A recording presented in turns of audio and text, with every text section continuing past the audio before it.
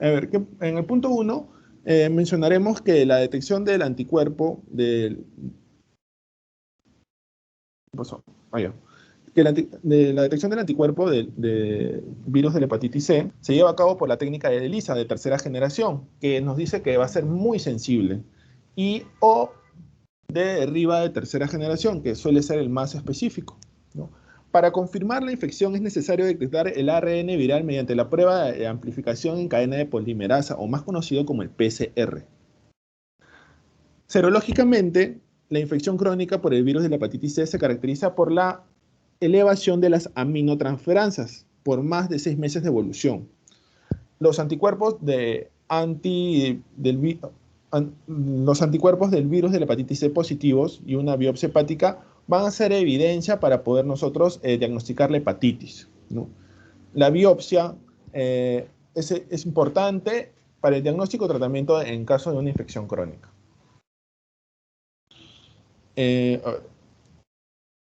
Ahora hablaremos sobre el diagnóstico de la hepatitis D y hepatitis E.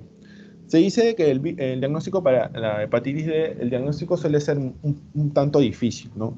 Se realiza por detección de anticuerpos de IgM contra el virus de la hepatitis D y la detección del antígeno del virus de la hepatitis D más la presencia de anticuerpos anti-HBC. ¿Qué es más que todo el anti-HBC, ¿no? Es un anticuerpo de la superficie del virus de la hepatitis B, un resultado positivo o reactivo de la prueba de HBsAg nos indica que la persona respondió con éxito a la vacuna contra la hepatitis B o se ha recuperado de una infección aguda por hepatitis. Ahora, se dice que la cronicidad suele presentarse en un 2%, ¿no? En casos de hepatitis D. Ahora, en hepatitis E, el diagnóstico se realiza más que todo por la detección en suero de anticuerpos de la IgM anti el virus de la hepatitis E. Esto también va a coincidir y vamos a notar en este examen serológico la elevación de aminotransferasas, ¿no? Que pueden persistir hasta por 5 meses. Los anticuerpos de la inmunoglobulina G de anticuerpos del virus de la hepatitis C aparecen rápidamente y pueden permanecer por un periodo hasta de 5 años, ¿no? Suele haber, en la literatura nos menciona que suele haber casos de reinfección. Bueno, eso sería todo hasta mi parte, hasta el punto de diagnóstico. Muchas gracias. Doctor, buenas noches. Ahora me tocaría mi parte. No sé si me escucha bien.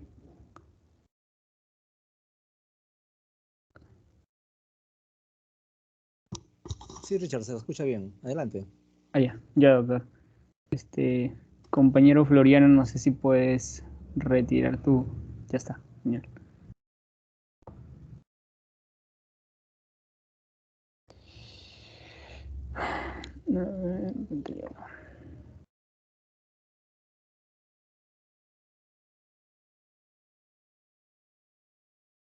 No sé si puede notar mi presentación.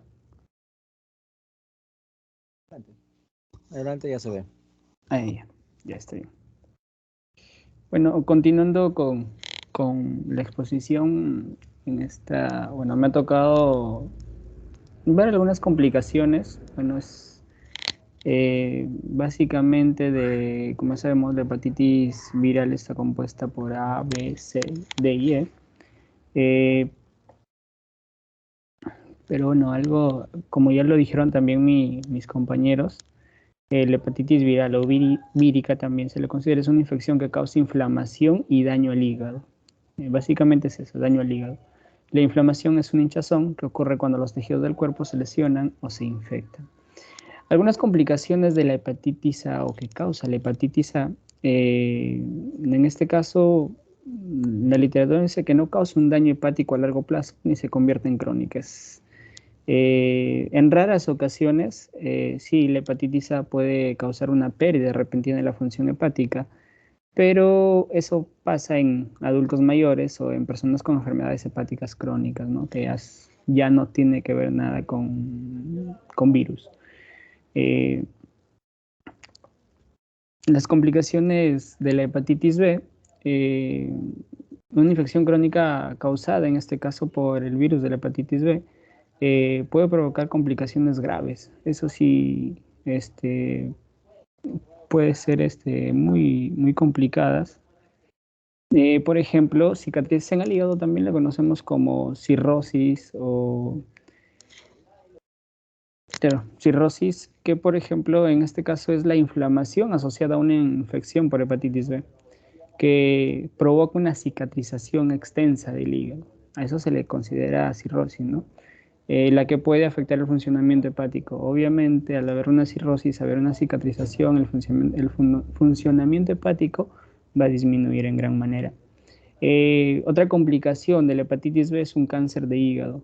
Las personas que padecen, en este caso de hepatitis B, tienen hepatitis B crónica, tienen mayor riesgo de sufrir cáncer de hígado. Por ejemplo, puede ser ahí un carcinoma hepatocelular. La insuficiencia hepática, que es otra complicación, que es una enfermedad en la que las funciones vitales, en este caso del hígado, se detienen. Y cuando eso sucede es necesario o llegar a un trasplante de hígado para que la persona pueda vivir. Y otras afecciones que las personas padecen por tener el virus de la hepatitis B, que pueden presentar enfermedades renales, por ejemplo, una insuficiencia renal, un síndrome hepatorrenal, inflamación de los vasos sanguíneos, puede haber por ahí algunas varices, o también una hipertensión portal, también lo que, bueno, ahí al final hay una partecita. Las complicaciones de la hepatitis C, la infección por el virus de la hepatitis C, esta tiene que continuar durante muchos años para que pueda causar complicaciones importantes. También básicamente son lo mismo que pasa en la hepatitis B, como le decía, la cirrosis, ya se llama cicatrización o fibrosis también. Pero esto, como dicen, no ocasiona si es que hay décadas, o sea, después de décadas, después de años, que está infectado por este virus de la hepatitis C y que puede presentar esta complicación, ¿no? También un cáncer al hígado que puede, pero produce un mínimo, un pequeño número de personas esta infección o sufren de este cáncer de hígado, muy pocos. La insuficiencia hepática, que también a veces ya es una consecuencia de la cirrosis, que mientras va avanzando la cirrosis hace que el hígado deje de funcionar, ¿no?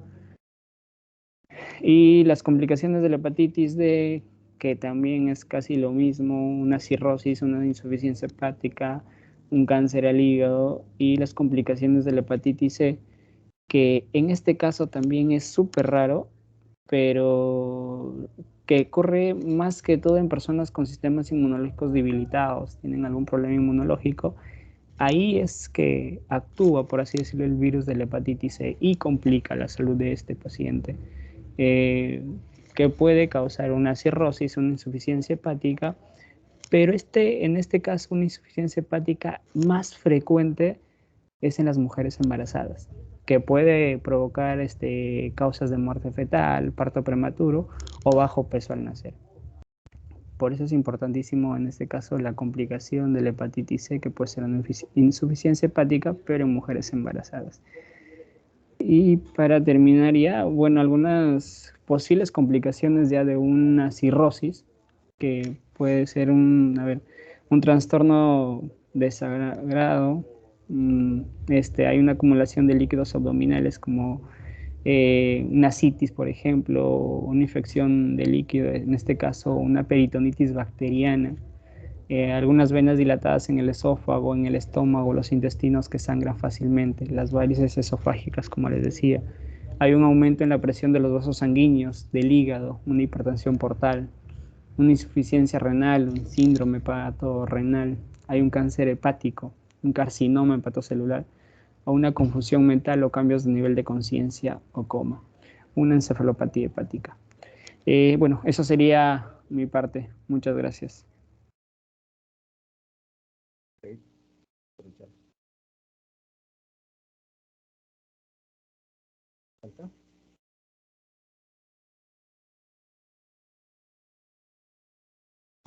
¿Quién falta? Yo, doctor Leslie Gamboa, ahora mismo subo mi diapositiva. Adelante.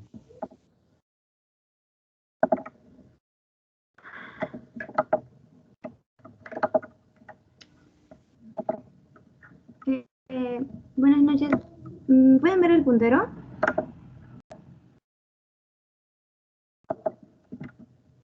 Disculpe, ¿pueden ver el puntero?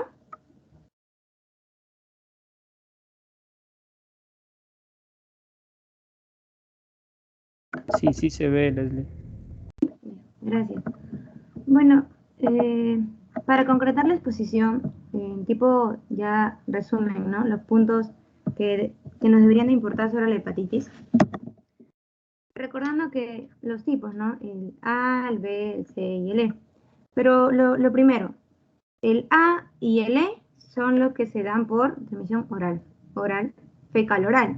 Entonces, en el A, como es fecal oral, mayormente en quienes quieren que se infecte, mayormente son los niños menores de 6 años. Entonces, hasta ahí tenemos un punto.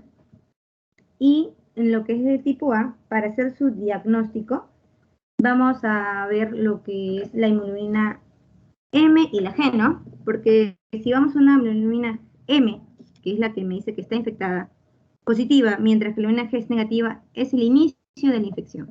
Eso es como primer punto. El segundo punto sería si encontramos inmunoglobulina M positiva y G positiva.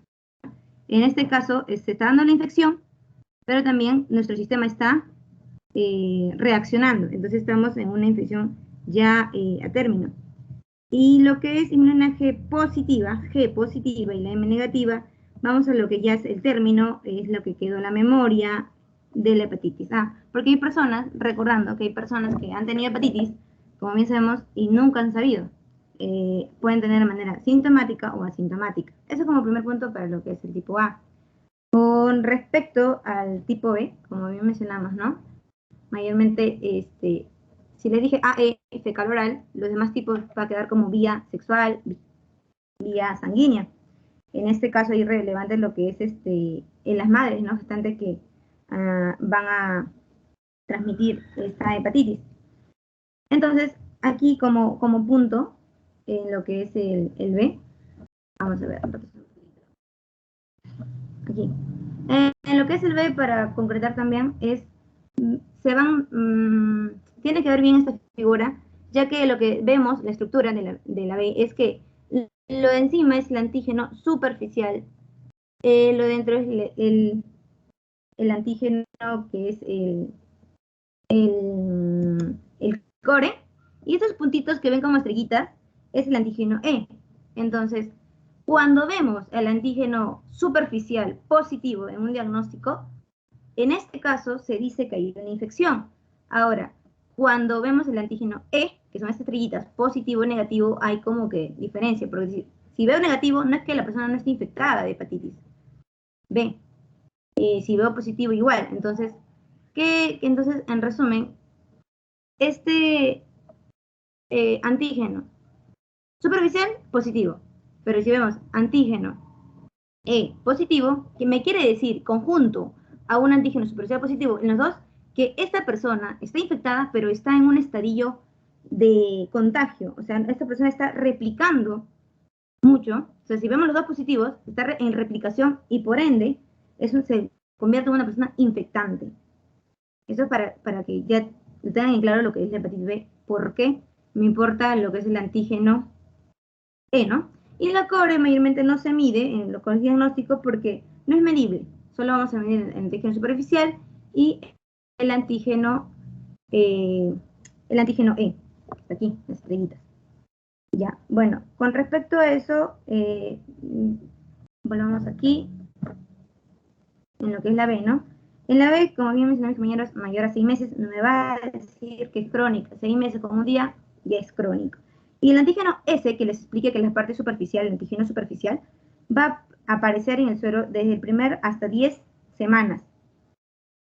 El antígeno, lo que es la hepatitis B, vamos a recordar que siempre nos vamos a un estadio de agudo a crónico, ¿no? Y lo que es la C, igual se transmite de vía, como le dije, sanguínea, o va a ser vía sexual, o también puede ser Sanguínea sexual. Claro, sanguínea sexual. Ah. Y con respecto a la D, también como hacer un puntito aquí en la D, es como una persona nunca va a tener hepatitis D si no ha tenido previamente la hepatitis B. Esto quiere decir que para tener el hepatitis D, tiene que haber antes tenido hepatitis B. Ahora, puede pasar que esta persona se contagie al mismo tiempo hepatitis B conjunto a la D.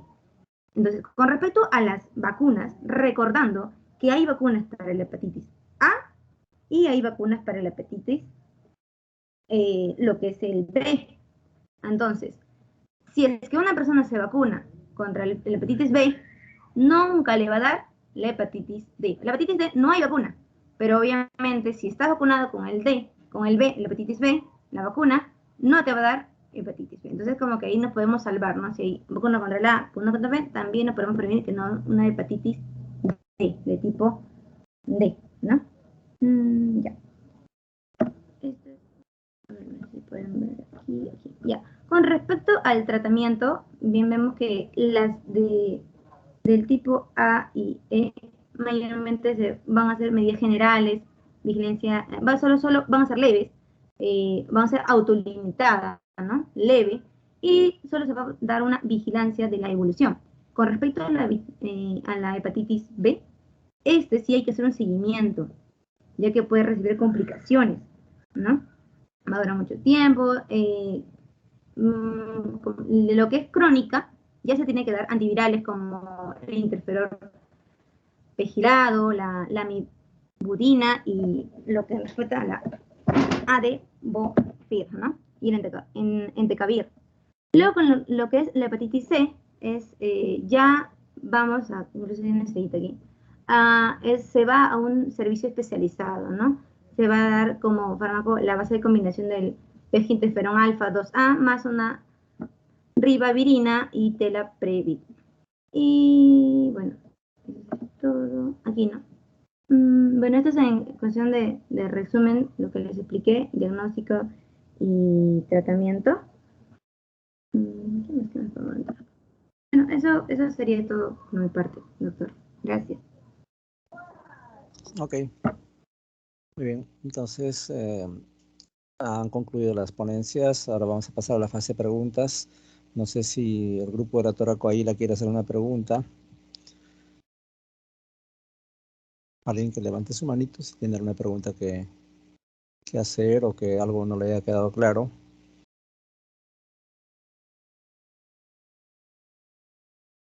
¿Nadie? Bueno. Entonces vamos a preguntar nosotros, ya que no quieren preguntar. Este es un tema macro, el tema de las hepatitis, ¿no? Las hepatitis virales. En general, las hepatitis virales pueden ser causadas por estos virus que tienen un trofismo por el hepatocito.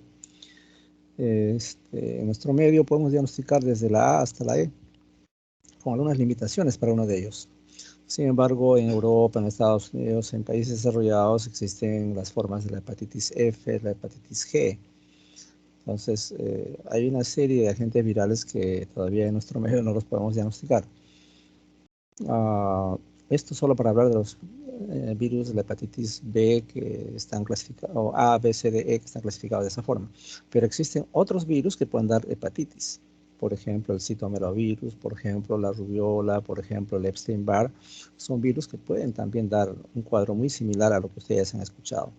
Entonces, en la versión grande, global, toda afección viral por el hígado amerita descartar esas posibilidades, porque de repente ustedes van a intentar buscar una causa a un paciente que tiene fiebre con ictericia y no le encuentran ninguna de estas formas, plantear la posibilidad de una mononucleosis infecciosa en el contexto de un Epstein-Barr, plantear la posibilidad de un citomegalovirus, una rubiola que puedan estar dando hepatitis también.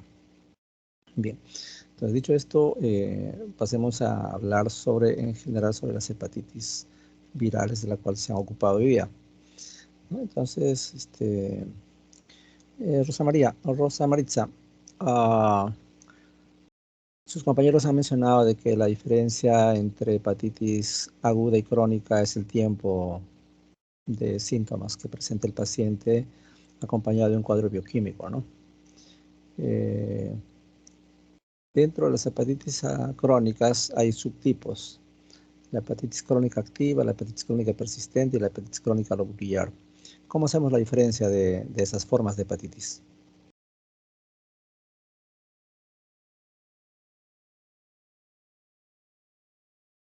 Doctor, disculpe, ¿me escucha? Sí, sí, adelante.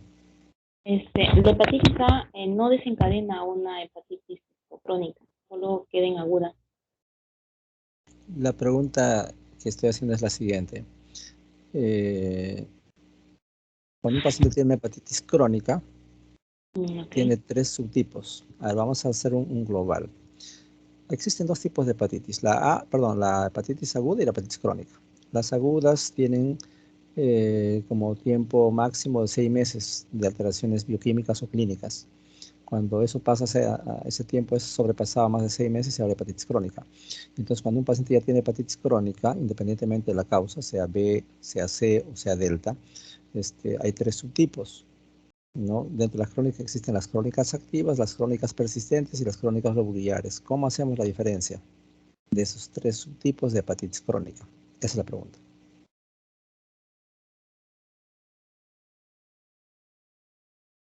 ¿Alguien de los 10 quiere responder? ¿Alguien levante su manito? ¿Nadie? Bien. Entonces, así como hemos señalado que la diferencia entre hepatitis aguda y crónica es básicamente clínica laboratorial, la diferencia entre las diversas formas de hepatitis crónica es básicamente histológica. Entonces, cuando un paciente ya pasó a la cronicidad, vale decir, tiene más de 6 meses de enfermedad, las dos formas más importantes son la crónica activa y la crónica persistente. La diferencia estriba en el componente inflamatorio que va a afectar a una de las dos estructuras. Afecta al lubricio hepático o al espacio porta. Entonces, cuando se afecta el espacio porta, eso corresponde a una hepatitis crónica persistente.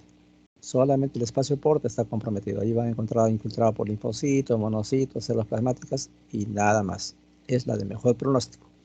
En cambio, cuando se afecta el lóbulo hepático, vale decir el parénquima, la pulpita del hígado, para que me entiendan, allí tenemos problemas serios. ¿Por qué? Porque ahí se va a destruir hepatocitos. Entonces, no solamente va a haber infiltrado en el espacio porta, sino también el lóbulo hepático. Si hay infiltrado el lóbulo hepático, eso va a generar inflamación. Y si hay inflamación, cuando cicatrice, eso va a generar fibrosis, ¿no? Entonces van a haber necrosis en puente, necrosis en sacabocado, formación de rosetas, que son la presencia de neopatocitos que están regenerando ese hígado que está totalmente necrosado. Entonces a eso se llama hepatitis crónica activa. Es decir, hay necrosis en puente, necrosis en sacabocado, hay neopatocitos y hay fibrosis. Entonces de ello se desprende que los pacientes que tienen hepatitis crónica activa, esos son los que van a caminar hacia la cirrosis hepática. En cambio, los pacientes que tienen crónica persistente no hacen cirrosis hepática. La otra cosa que hay que saber es que los pacientes que hacen hepatitis crónica activa y que han caminado a cirrosis, un grupo de los que han hecho cirrosis terminan haciendo hepatocarcinoma. Entonces, el virus B, el virus C o el virus delta pueden dar hepatitis crónica, sea su versión crónica aguda, crónica persistente o crónica lobular. La crónica lobular es un componente inflamatorio crónico, pero que se comporta como si fuera agudo, ¿no? La diferencia es que ya no hay infiltración pues, por polimorfos, por linfocitos, ¿no? Básicamente predominan las células plasmáticas. Entonces, en resumida cuenta, estas formas de hepatitis hay que tenerlas en cuenta. ¿Por qué? Porque sabiendo eso, ustedes van a tener varios derroteros. Cuando una persona se contagia por hepatitis B, al momento de nacer, por ejemplo, la madre tiene hepatitis B y la transmisión se ha dicho que es vertical, esas son las personas que tienen más riesgo de pasar por todos estos pasos. Es decir, va a ser hepatitis aguda, la aguda que no se cura pasa a crónica, la crónica que no se cura pasa a cirrosis y los cirróticos que no se curan pasan a hepatocarcinoma. Entonces, esas son las diversas formas de presentación de la hepatitis B. O sea, la B puede dar hepatitis fulminante y te mata de buenas a primeras. ¿En qué consiste la hepatitis fulminante? Es una falla hepática aguda, en la cual se elevan las transaminasas, se elevan las fortasas de las bilirrubinas, todo se eleva y el paciente termina haciendo un coma hepático. y el paciente fallece si es que no se le da soporte, ¿no? El soporte vital implica estar en una UCI con un monitoreo muy estricto y obviamente lo que han dicho, ¿no? Acá la única salvación es trasplante hepático ortotópico. Si no se hace trasplante, ese paciente se pierde. Y lastimosamente los 5 tipos de hepatitis pueden dar hepatitis fulminante como una forma de presentación. Entonces, una forma de presentación es hepatitis fulminante, que diríamos es un estado hiperagudo de la enfermedad. La forma aguda usualmente se autolimita y cura en todas las formas, sea hepatitis B, C, si le da la forma aguda, la gran mayoría cura totalmente y solamente quedó como un recuerdo nada más. En cambio, los que pasan la cronicidad son aquellos que han comenzado como aguda y lastimosamente por diversos mecanismos inmunológicos han pasado a la cronicidad, han pasado los 6 meses de enfermedad. Esos son los que van a caminar a cirrosis. Lamentablemente caminan a cirrosis los que han debutado. Cuanto más temprano se debuta con la hepatitis, más chance de tener cirrosis. Cuando uno adquiere la hepatitis B o C que terminan haciendo cirrosis de adulto, es poco probable que terminen haciendo cirrosis. Muy pocas veces lo hacen. Entonces, esa es una de las preguntas que se le hizo. Ahí la respuesta es todas. Porque la hepatitis B o la hepatitis C van a dar hepatitis fulminante, pueden dar hepatitis aguda, pueden dar hepatitis crónica, entre las crónicas, crónica activa, crónica nuclear o crónica persistente, y también pueden dar hepatocarcinoma. Esas son las formas de presentación de estas 3 formas de hepatitis. Ahora, en cuanto a la hepatitis A, es sumamente prevalente, pues, ¿no? Nuestro medio en un país desarrollado, como ya se ha señalado, tiene varias caras, varias formas de presentación la hepatitis A. Se puede presentar en forma asintomática, se puede presentar en la forma de daño hepatocelular con ictericia, se puede presentar como una hepatitis colestásica y también puede dar hepatitis fulminante. Esas son las, y hay otra que le llaman hepatitis A recurrente. Pero esas son las formas principales de presentación de hepatitis A. Si te da hepatitis fulminante te puede matar. Por suerte es excepcional que la hepatitis A te dé una hepatitis fulminante. La hepatitis aguda, como ya han dicho, cura totalmente, ¿no? Se caracteriza porque el paciente puede tener ictericia, fiebre, colur, hipocolia, etc. Pero existe mucha gente que ha tenido hepatitis y solamente tuvo un evento diarreico y ya tuvo hepatitis A. ¿Eso por qué se da? Porque en nuestro medio, pues, las condiciones higiénicas sanitarias no son óptimas, ¿no? El niño está abandonado, por ejemplo, está comiendo una manzana, se le cae al piso, o está gateando y luego con esas manos sucias come una manzana, un pan, pues se contagia de hepatitis A. No necesariamente hace ictericia, hace un cuadro de diarrea y ya tuvo su hepatitis A. Y después de años, cuando le hacen su serología, van a encontrar que tiene anticuerpos IgG. Acá hago un alto para señalar como norma que todo paciente que tiene una enfermedad viral, incluida el coronavirus, a todos ustedes le van a pedir IgG, IgM. La IgG nos dice que ya tuvo la infección. La IgM nos dice que tiene la infección activa en este momento. Eso es válido para todas las formas de enfermedad viral. Entonces, en la hepatitis A, cuando después de años ustedes le toman una serología para cualquier peruano, le van a encontrar IgG positivo en el 80-90% de los casos. Casi todos hemos tenido hepatitis y a veces se van a sorprender, pero si nunca me he puesto amarillo. Y efectivamente, ¿no? Hay formas asintomáticas en las cuales tuvo una diarrea, ya tuvo hepatitis A. Los habitantes de países desarrollados, cuando vienen a una zona, a un país subdesarrollado, pues ellos toman la precaución de vacunarse contra hepatitis A. ¿Por qué? Porque la alta prevalencia de hepatitis A les genera problemas. Y si les da una forma fulminante, que no es frecuente, lo puede matar. O si le da la forma colestásica, a veces se va prolongando en el tiempo, no es un problema. Entonces, ellos para prevenir se vacunan contra hepatitis A. En cambio, nosotros no necesitamos vacunar, estamos vacunados de forma natural para hepatitis A. En cuanto a hepatitis A, frecuentemente ocurre pues gente que come, por ejemplo, pescados muy ribereños, ¿no? Jurel, anchoveta. Los pescados muchas veces están contaminados, ¿no? Y si lo preparan de una forma no muy cocida, que digamos, le echan un poco de limón, se va a comer un ceviche, por ejemplo, ahí se están contagiando de hepatitis A. Bien, entonces eso en cuanto a hepatitis A. En cuanto a hepatitis B, tenemos que señalar que tiene 3 antígenos, como han dicho, ¿no? Para que no se hagan bolas, como se dice. Tienen su antígeno de superficie, que es el S, el antígeno core y el antígeno E, como bien ha explicado Leslie. Y cada uno de esos puede generar anticuerpos IgG y IgM. Entonces, cuando alguien tiene un antígeno de superficie, que es el S, o también llamado antígeno australiano, puede ser un portador sano o tener el virus. Si es que ustedes tienen asociados los anticuerpos, van a ver si es IgM, probablemente está con una infección actual activa. Si es IgG, es simplemente un recuerdo de una infección ya pasada. Entonces, la hepatitis B, como hemos dicho, es una causante de hepatocarcinoma. Hace 30, 40 años atrás, la causa más frecuente de hepatocarcinoma era la hepatitis B, pero eso ha cambiado notablemente. ¿Por qué? Porque ahora hay mejores métodos de diagnóstico para hepatitis C. Y actualmente se sabe que la prevalencia de hepatitis C supera largamente la hepatitis B.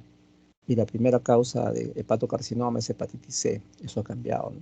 Era un paradigma. La gente creía que la hepatitis B era la causa más frecuente de hepatocarcinoma y no es así. ¿Y cómo así ha mejorado, no? Por los años 70, 80 en realidad es cuando comenzó el HIV. Le tenían un pavor enorme, pues así como ahora se tenía temor al coronavirus. Igual en ese tiempo las personas que contagiaban de HIV no se les acercaban, estaban con una indumentaria muy, muy aislados para examinar a esos pacientes, ¿no? Y entonces, en esa época se guardaron sueros de los pacientes que habían sido infestados por HIV. Y bueno, pasados los años, hace 2 décadas aproximadamente, se comenzaron a titular en esas serotecas de pacientes que habían sido infectados por HIV y que inicialmente les habían también corrido para hepatitis B y C. Algunos de ellos tenían hepatitis B y la gran mayoría tenía hepatitis C negativo. ¿Por qué se hace eso? Porque la hepatitis B y la hepatitis C son de transmisión sexual también. Pero la mayoría eran seronegativos para hepatitis C. Eso era con inmunoblot de primera generación. Actualmente, como ya han dicho, se dispone de una serie de pruebas, como por ejemplo el inmunoblot de tercera generación, la reacción en cadena de la polimerasa, la reacción en cadena de la ligasa o la misma identificación del virus, ¿no? Entonces hay mejores métodos de diagnóstico. Y eso ha permitido que ahora se tenga en cuenta que esos pacientes que tenían HIV y que habían sido seronegativos para hepatitis C, resulta que sí eran positivos con inmunoblot de tercera generación. Entonces ahora se sabe que la hepatitis C es la primera causa de hepatocarcinoma en todo el mundo. Bien, entonces en aras de la prevención uno tiene que vacunar y ustedes tienen que vacunarse. Vacunarse para hepatitis B. Como han señalado muy bien, en el momento actual solo existen vacunas para hepatitis A y para hepatitis B. Ya hemos dicho que para la hepatitis A casi todos estamos vacunados, entre comillas, acá en Perú. Pero si vienen de un país desarrollado, sí tienen que vacunarse. Ahora, ¿por qué tienen que vacunarse para hepatitis B? Porque la tasa de contagio es muy alta, muy alta. ¿Ya? La carga viral que se tiene en hepatitis B supera largamente a la carga viral que hay en HIV. Y la gente le tiene mucho más miedo al HIV que a la hepatitis B, cuando debería ser al revés. La presencia de hepatitis B en saliva, en sudor, en lágrima, es evidente. En cambio, existen excepciones de contagio de HIV por sudor, por saliva, por lágrima. Obviamente, el contagio es pues, por relaciones sexuales, por transfusión de sangre, fundamentalmente, ¿no? Y entonces acá vamos a hacer un alto para comentarles que el hecho de pincharse con un seropositivo para HIV no necesariamente garantiza que el paciente va a hacer una infección por HIV, ¿no? Hay 3 episodios que debo comentarles con gente de Villarreal, gente que ha sido internada en mi pabellón en estos últimos 25 años. 3 alumnos se han pinchado, 3 internos de medicina se han pinchado, los 3 eran de Villarreal, ¿no? Eso de repente tiene su razón, ¿no? Porque la mayoría de nosotros pues, que hemos estudiado en Villarreal no vamos a los hospitales, ¿no? Por eso la invitación de que cuando ya se solucione este problema de la pandemia, vayan a practicar en los hospitales. Cuando uno llega al internado, todos te exigen y ellos ya asumen de que ustedes saben tomar muestras y que toman gases arteriales, paracentesis, toracocentesis, y el alumno de Villarreal no está entrenado en eso. ¿Por qué? Porque lo hacemos externado, como si lo hace en San Marcos, como si lo hace Cayetano Heredia. Entonces, los 3 internos que se pincharon con pacientes seropositivos para HIV fueron los siguientes, ¿no? En el primer caso, Este es un alumno que en esa época se le dice que cuando se toman gases arteriales hay una gomita de caucho que hay que poner en el escritorio. Una vez que ustedes han tomado los gases arteriales de la arteria correspondiente, tienen que con la jeringuita pinchar esa gomita y luego lo llevas a la máquina para que mida los parámetros gasométricos. Pero este chico, a pesar que le habían hecho la inducción, no hizo caso, cogió entre su dedo índice y pulgar y comenzó a tratar de atravesar la goma con la aguja que había tomado la muestra de su paciente que era HIV positivo. Y como la goma estaba muy seca, hizo tal fuerza que se pasó la gomita y se pinchó el dedo. Él hizo un cuadro de psicosis aguda, psicosis reactiva. Comenzó a dar saltitos, iba de pabellón en pabellón, despidiéndose de todos sus amigos y contando su infortunio, y que se iba a morir, ¿no? Que bueno, en ese momento yo estaba haciendo práctica privada en una tarde de aquellas que me llaman, entonces les digo pues que lo lleven al PROCET, que es el programa de control de enfermedad de transmisión sexual. En ese tiempo recién estaba comenzando ahí en el hospital donde trabajamos y no había personal, así que se les envió a Cayetano Heredia, donde sí tenían un sistema organizado, lo lavaron, lo curaron, le tomaron su ELISA basal, cual fue negativo, y le dieron AZT como prevención, ¿no? Pues los pacientes que se pinchan actualmente se hace profilaxis con 2 antirretrovirales. Bueno, él tomó eso y mensualmente se le iba chequeando sus ELISAs y siempre fueron negativos. Después terminó el internado, se fue a hacer su serum a Caballococha, ¿no? Caballococha es un poblado que está en Iquitos, ya en la frontera con Brasil. Hay que ir en avioneta, esa puntita del mapa que es como un cuernito, ahí. Y ahí él se volvió promiscuo, ¿no? Se agarró a las nativas, se contagió de gonorrea, llegó al hospital nuevamente con una taquicardia paroxística supraventricular, lo manejaron, pero al final de cuentas siguió saliendo 0 negativo para HIV. Después postuló a la residencia, hizo otorrino y ahora es un médico de éxito, ¿no? Tiene una empresa en la cual hay 15, 16 médicos que trabajan para él y factura 40.000, 50.000 soles mensuales. Entonces el colofón no es pincharse para ser de éxito, no ese es el mensaje. El mensaje es que hay que tomar medidas de prevención cuando les dicen que tiene que colocar la aguja en la gomita que está en la mesa y no en la mano, ¿no? Ese fue el primer caso. El segundo caso, hijo de médico, totalmente recomendado. El asistente, por tal que el interno no se pinche, el mismo asistente le hace la punción lumbar en la sala de procedimientos al paciente con sospecha de criptococosis meningia, 0 positivo para HIV. Entonces terminaba la punción lumbar, le dice ya, bueno, ahora rotura los frasquitos, lleva al laboratorio y devuelve el material. El material le entrega un papel caramelo, está ahí en el escritorio. Ponen ahí la jeringa de la punción y él, en vez de ordenarlo en forma secuencial, coge el papel y junta las 2 manos y se clava la aguja de la punción lumbar, ¿no? Él no hizo la psicosis reactiva del primer caso, se hizo el ELISA, se le hizo seguimiento, obviamente también se le dio profilaxis y luego hizo especialidad y luego regresó al hospital. Ahora es un especialista connotado en nuestro hospital y está totalmente robusto y sano, nunca hizo infección por HIV. Tercer caso, esta es una doctorcita también de Villarreal, me vio llegar, decían que antes yo preguntaba demasiado, me tuvo miedo y estaba tomando gases arteriales y en vez de mirar que estaba pinchando, se pinchó el dedo después que había intentado varias veces pinchar. Ella es la única que estaba con guante, los 2 casos anteriores estaban sin guante. Entonces yo la veo salir corriendo y luego que me cambio voy, la ubico, la busco y estaba que se lavaba las manos en el caño y lloraba, pues, y le pregunté qué le había pasado y se había pinchado, ¿no? Bueno, su mamá hizo un reclamo, juicio al hospital por medidas de bioseguridad. En ella, mientras estuvo como interna, todas sus pruebas fueron negativas para HIV, sus ELISAs negativos, ¿no? Ya después que salió internado, sí, desconozco su paradero, pero esos son los 3 casos de Villarreal que se pincharon y que fueron manejados acuciosamente, muy cercanamente. Y entonces, como el mensaje es que cuando uno se pincha con HIV, tiene el riesgo pues, de contagiarse, pero estos 3 casos fueron negativos, ¿no?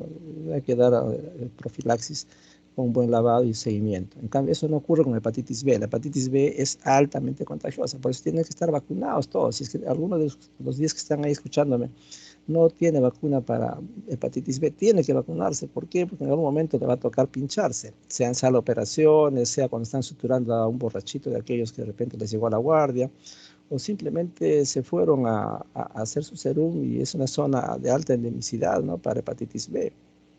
Y si se pinchan o tienen alguna pareja que conocen por ahí, van a hacer hepatitis B y de repente hacen las formas severas, ¿no? Entonces la pregunta es para Cristian Cristóbal. ¿Cuáles son zonas endémicas en Perú de hepatitis B? Cristian, ¿cuál es su respuesta?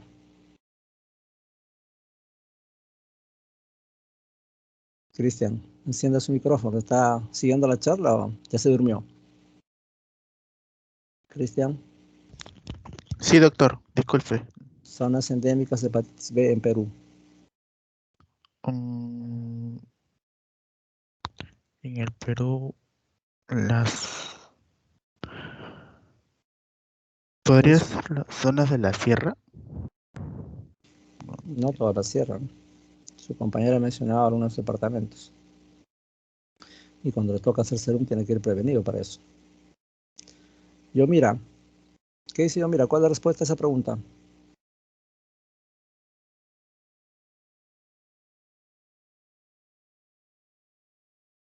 Yo mira, está. Encienda su micrófono.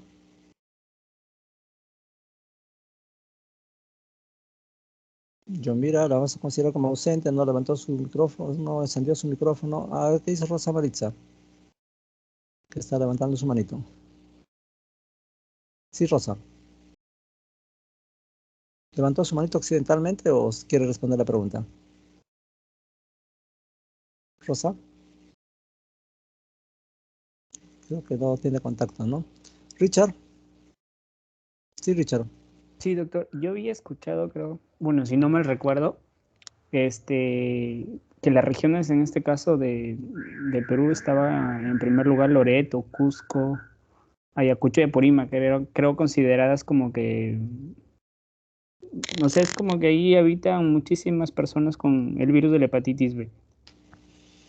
Entonces tienen que conocer eso, pues, ¿no? Todo lo que es el trapecio andino y la ceja de selva alta, son altamente endémicas en hepatitis B. Y el trapecio andino es Cusco, Apurímac, Ayacucho, Huancavelica, esas son zonas de alta endemicidad. Entonces hay mucha gente que ustedes lo van a recibir de repente en la consulta, lo van a encontrar con circulación colateral, con problemas hepáticas, ¿no? Y nunca tuvieron evidencia o noticias de que habían tenido hepatitis. Y tal vez lo han adquirido cuando nacieron, ¿no? Porque mamá era una paciente portadora de hepatitis B y nunca lo supieron. Entonces, hay que tener mucho cuidado con la manipulación de partos en esas zonas. Cuando suturen se pueden pinchar, así que de manera que tienen que estar vacunados para hepatitis B. Entonces, zona altamente endémica de hepatitis B, trapecio endémico, todo lo que es ceja de selva alta. Muy bien. Entonces, cuando uno se vacuna con contra hepatitis B, lo que le administran es el antígeno australiano, que es el antígeno S, ¿no? También conocido como antígeno superficial. Entonces, la respuesta que va a desencadenarse es la formación de anticuerpos contra el antígeno australiano, contra el antígeno S. Eso es otra anécdota que les puedo contar. Igual, chicos de Villarreal. Una de ellas estaba haciendo un procedimiento a su paciente, una señora de 80 años, y se pincha, ¿no? Y para mala suerte, esta señora no tenía un cobre y no tenía exámenes de laboratorio. La familia le tenía semi abandonada, así que ella se pone a llorar, piensa que algo malo le puede pasar, que puede tener HIV, sífilis, hepatitis, entre otras cosas. Entonces, ella misma le paga los exámenes a la paciente para asegurarse de que no sea contagiada de nada malo, porque se pinchó con la sangre de esa paciente. Así que a los 2 días llegan los resultados, está en la tarde con su R1, y su R1 pues totalmente despistado, ¿no? Y sale el resultado de la siguiente manera, ¿no? Anticuerpo IgG elevado para antígeno australiano, ¿no? Y le muestra a su residente, le dice, mira, me ha salido mi prueba positiva, y se pone a llorar, ¿no? Y el otro dice, sí, pues, lamentablemente te has contagiado, ¿no? Y nada más lejano a la verdad. Lo que tenía que haberle preguntado al residente de primer año a la interna es, ¿y te has vacunado para hepatitis B? La respuesta era sí. Si se ha vacunado, había formado anticuerpos, ¿no? Entonces, si forma anticuerpos para hepatitis B, significa que ha funcionado su vacuna, que tiene anticuerpos. Al día siguiente me comenten el caso y les explico, pues, ¿no? Que es simplemente el efecto de la vacuna. O sea, por suerte la chiquita estaba vacunada y esa serología lo que nos indicaba era que había respuesta inmunológica en su organismo y que así la abuelita haya salido positiva, no iba a ser hepatitis, ¿no? Por suerte la abuelita salió negativa, pero vamos, la chiquita cuando se hizo en sí misma la prueba, pues pensó que estaba positiva y el residente que no tenía la información se lo hizo saber de la forma más negativa, ¿no? Ambos estaban mal. Muy bien, entonces esa otra pregunta que se ha hecho son anticuerpos contra antígeno de superficie de la respuesta. Luego hemos dicho que todas las formas de hepatitis B, de las 5 que hemos comentado, pueden hacer hepatitis fulminante, pero por motivos desconocidos, la más alta prevalencia de hepatitis fulminante es en hepatitis C, sobre todo en gestantes. No se sabe por qué, más o menos un 15 a 20% de las gestantes que hacen hepatitis C terminan haciendo hepatitis fulminante. Y lamentablemente muerte fetal y muerte de la mamá, ¿no? Entonces hay que tener mucho cuidado cuando hay gestantes que están haciendo hepatitis C. El otro concepto que no ha sido mencionado, de repente lo ha mencionado muy tangencialmente, es respecto a lo que se refiere a superinfección y coinfección. Aleph, ¿cuál es la diferencia entre superinfección y coinfección? La coinfección era cuando... Disculpa, ¿me escuchan? Sí, adelante. Ya. La coinfección era cuando se infectaba de manera simultánea entre la B y la D. Y la sobreinfección era cuando era portador del antígeno HBs junto a la delta, algo así. Bueno, tiene nociones, ¿no? Entonces, esa es una pregunta que también hemos hecho, que no lo han explicado muy bien durante la ponencia. Entonces, un paciente puede haberse contagiado años previos de hepatitis B, traducido porque tiene antígeno australiano, tiene un G para el core o para el E, y años después se contagia con el virus Delta, ¿no? Tiene anticuerpos IgM contra el Delta. Eso se llama superinfección. Entonces, la superinfección, la hepatitis B antigua y la hepatitis Delta actual. ¿Ya? Entonces, eso se plantea de esa forma.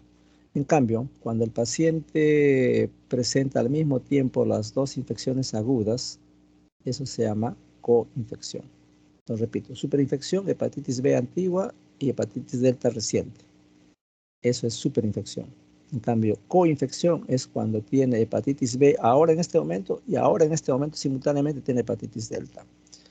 ¿Qué implicancia tiene eso? Que la superinfección tiene más chance de caminar hacia la cronicidad y por consiguiente al hepatocarcinoma.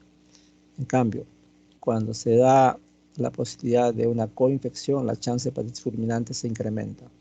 Si tú tienes dos virus al mismo tiempo atacándote, hay mayor chance de hacer hepatitis fulminante. Hay que tener en cuenta esa posibilidad. ¿Ya? Entonces, esos son algunos conceptos que ustedes en la vida real, en la práctica, van a tener que observar, ¿no? Entonces, este es un capítulo que lo van a seguir viendo en infectología, lo van a seguir viendo en gastro, pero tienen que hacer un abordaje adecuado, ¿no? No sé si tengan alguna pregunta, algún comentario.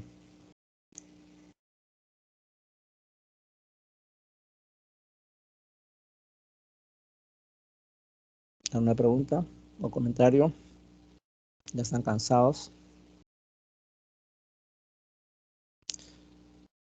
El grupo que has puesto, como siempre, me envía su PPT, el consolidado de los 5, parte de su evaluación.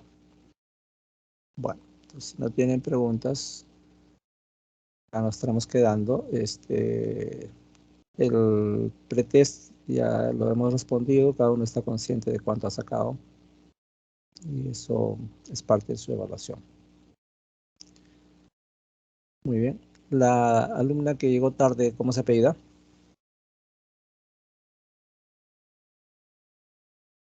Córdoba, doctor. Ya, Rosalía, sí.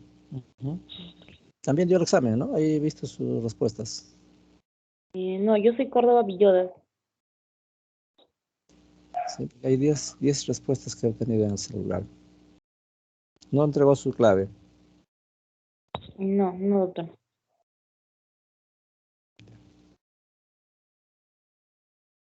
¿Quiere hacer un comentario a la ponencia de sus compañeros?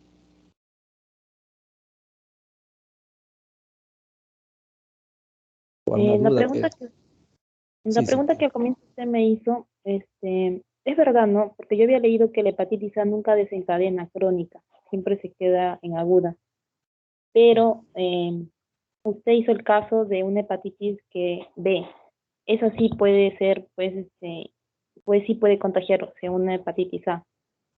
Pero cuando inicialmente el paciente tiene hepatitis A, no desencadena una crónica, simplemente se queda en aguda, ¿no?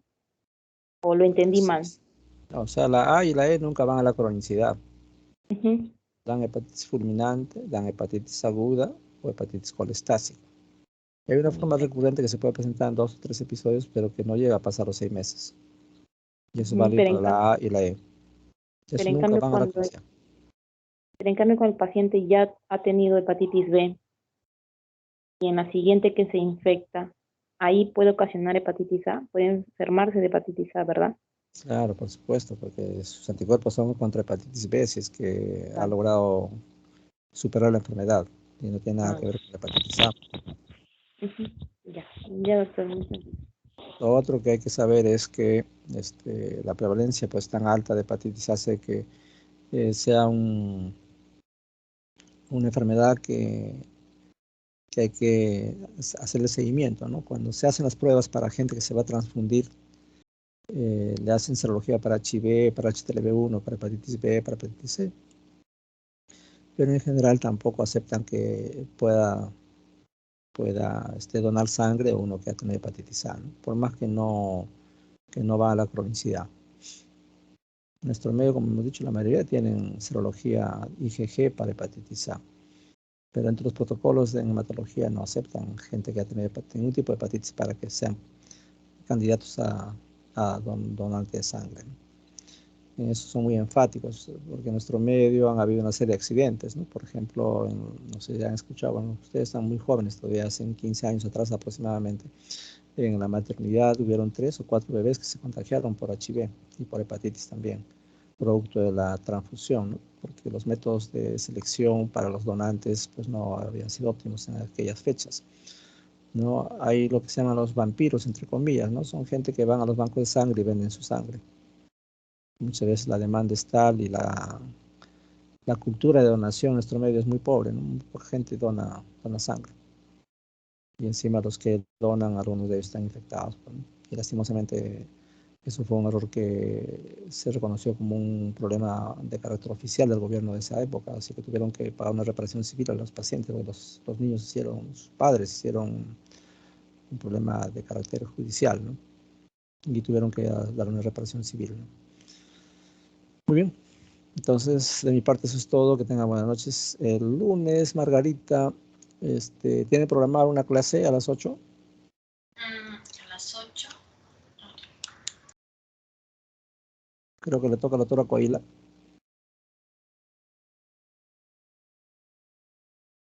Si no les ha comentado nada, Sí, yo ya hablé con la doctora Coahuila, justo ahorita me está llamando. Ella nos debe todavía una teoría y que me dijo que la va a recuperar esta semana.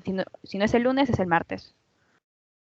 ya, por eso quisiera saber si el lunes van a estar ocupados a las 8, por lo menos mi grupo, porque el lunes nos falta todavía el ensayo un ensayo que falta, cirrosis hepática, creo, Sí, doctor. y me falta una clase de enzimología de páncreas y vaso, pero eso estaba programado para el martes. Doctor, justo la delegada acaba de mandar un notificado que el examen se alarga hasta el 21. Ya, pero la rotación, ¿cuándo termina? ¿El miércoles 18? ¿O cómo No, es? la evaluación va a ser el 21. Sí, pero las prácticas con sus docentes, ¿hasta cuándo va a ser? Eso no han especificado. Ya, bueno, en todo caso, el lunes ya nos pondremos de acuerdo conforme transcurran las horas de mañana. Mañana a ver si nos comunicamos a través del WhatsApp. A eso a las 5 o 6 de la tarde, de repente hay cambios, no lo sé. Si la doctora Coila ya está de retorno, de repente el lunes necesita la clase. Entonces, después de la clase, vamos a hacer la práctica. Y el ensayo, nos ponemos de acuerdo si es inmediatamente después o más tarde. El martes sí tengo disponibilidad solamente en la mañana. Y vamos a hacer el ensayo, pero veremos que no se cruce con otras clases. Entonces, Margarita, Doctor, sí. entonces Bueno. el lunes veríamos el video que quedamos, porque hay un video que tenemos que enviarle. Ah, claro que sí, eso estaba olvidando, sí. ¿Ya lo tienen listo? Nos falta subirlo. Ya. Entonces tienen para mañana, ¿no? Entonces mañana a ver si lo suben y lo visualizamos y hago las correcciones el lunes. Ya, O doctor. sea, con todo el grupo hacemos la corrección, donde están las fallas, qué cosas hay que mejorar. Ya, entonces el lunes a las 8, ¿verdad? Sí, en caso que no haya teoría. Y si hay teoría por alguno de los docentes, después de esa teoría. Ya, doctor. ¿Ya? Listo. Buenas noches. Muchas gracias. Hasta luego. Hasta luego, doctor. Hasta luego. Hasta luego, doctor.